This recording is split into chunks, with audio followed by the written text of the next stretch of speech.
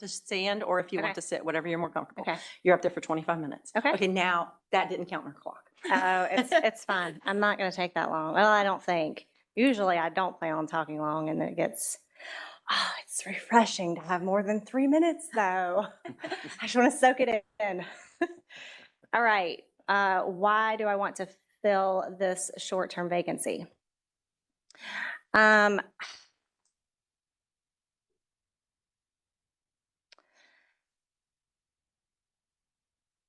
am very concerned about our government, and I'm more so concerned about our schools.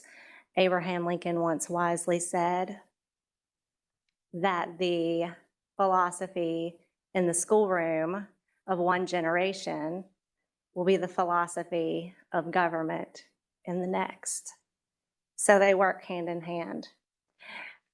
When I looked at Rockingham County Public Schools leadership, when I looked at Rockingham County Public Schools in 2020, when we shut down, I saw a lot of good teachers. In fact, my first grader was reading on a third grade level when we shut down for COVID. And so I had absolutely no worries about him whatsoever. And I did not have a big hand in that. I read to my kids like any normal, good mother does, but what he learned, letter sounds, sight words, reading, all of that, that was done by the public school system. So I cannot take any credit for that. He did well. And so I thank the teachers for that. So when I looked at the schools at that time, I saw really good teachers.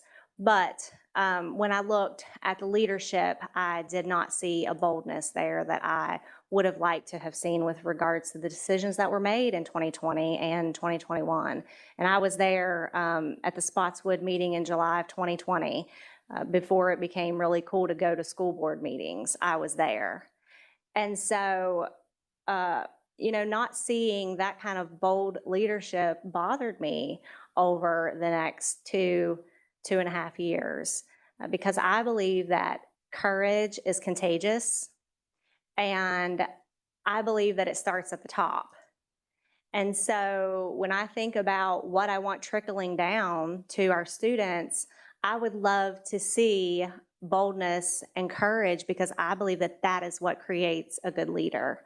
So if we start with that at the school board level, and it trickles down into our administration, into our teachers, and then ultimately, where else will it go? To the students. And they go out and they have already learned how to be bold. They read well, they write well, they're able to articulate their opinions that they've formed in a school system that has taught them how to think. I see that we can raise really great leaders in this division. The capabilities are there. And so that's why I want to fill the position. That's why I'm running for school board, is because I believe that a bold leadership will create really bold students, and really not just bold, but patriotic citizens for our country, because they will ultimately lead us in 10 or 20 years. And I want to see this country continue to be free. And so that's, when you go from a local school system to thinking that the freedom of our country depends on what we do here locally, it's a big deal. And so I take it seriously. Someone asked me over the course of the last couple of years, is it that serious? And I'm like, it's absolutely that serious. It's absolutely. We're raising the people. We really are, right? 7 hours a day and maybe more with them. We're raising the next generation. So a lot of who they become, does depend on the schools. And I don't take any credit away from parents whatsoever, and everybody knows that, so I'm not going to go down that hole. But I want to see that within our school system. So that's why I want to fill this vacancy and serve on the board ultimately. And I'll start with question number 1. Why do I want to fill this short-term vacancy? I would like to fill this vacancy because I feel I have the skills and the experience and the knowledge that will be necessary to make some positive changes for our students in the short term that will affect our long-term goals.